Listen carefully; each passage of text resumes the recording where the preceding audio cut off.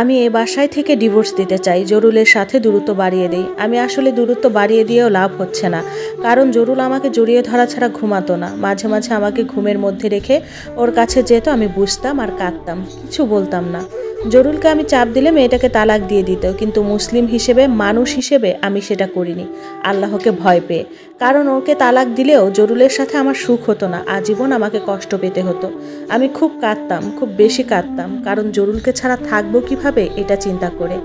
ভাই আমাকে লোক মারফত খবর পাঠায়, ডিভোর্সের সব রেডি, তুই বের হ। শুধুমাত্র আমার ছোট ভাই আমার আবেগ বুঝেছিল।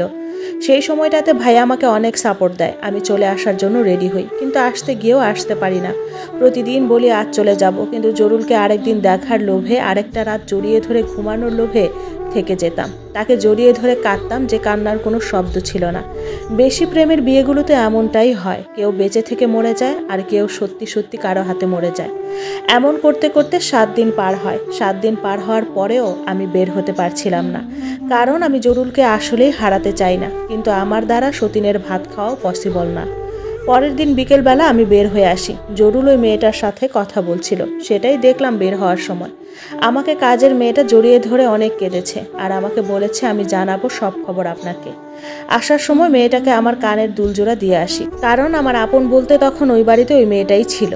কাঁদতে কাঁদতে বের হয়ে আসি, এসেই মাকে জড়িয়ে ধরি। আমার মা আমাকে খুব সাপোর্ট করেছে।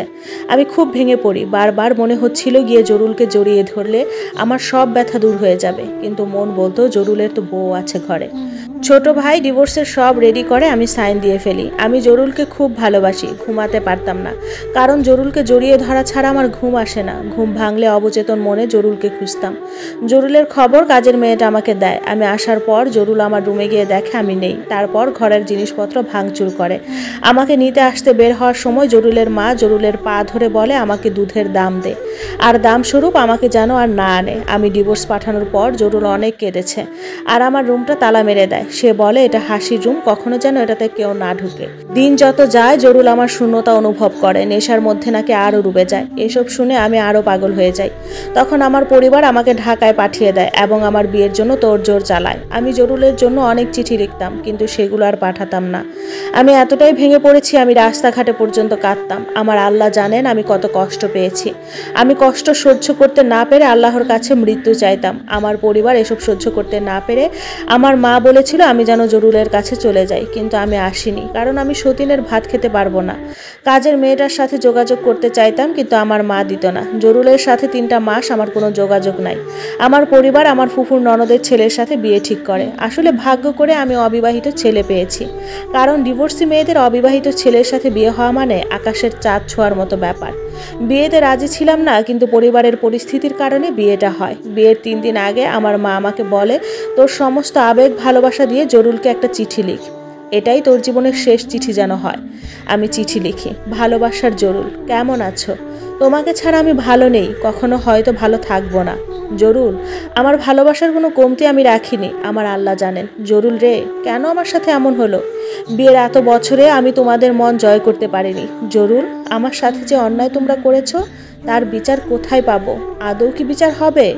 জরুল, তোমাকে খুব ভালোবাসি জরুল, তোমাকে ছাড়া থাকতে আমার খুব কষ্ট হয়। বহুদিন তোমার শরীরের গন্ধ পাই না। জরুল, তোমার মন, শরীর, ঘর সব কিছুতে আমি হাসি রাজত্ব করতে চেয়েছি, কিন্তু পারিনি। জরুল, আমি এখনকার এই বেঈমান জরুলকে ঘৃণা করি, কিন্তু এত বছর কাটানো আমার স্বামী জরুলকে খুব ভালোবাসি। জরুল, আমৃত্যু ভালোবাসবো তোমায়। আল্লাহর কাছে দোয়া করি জীবনে তোমার সাথে যেন দেখা না হয়, কারণ সেদিন হয়তো আমি বাঁচবো না। খুব সুখে থেকো জরুল, নতুন বউকে নিয়ে। জরুল রে, আমার সাথে যারা অন্যায় করেছে তাদের উপর আল্লাহর গজব পড়বে। তোমার বুকটাতে আমার জায়গা ছিল, সেখানে আজ অন্য কেউ ঘুমাচ্ছে।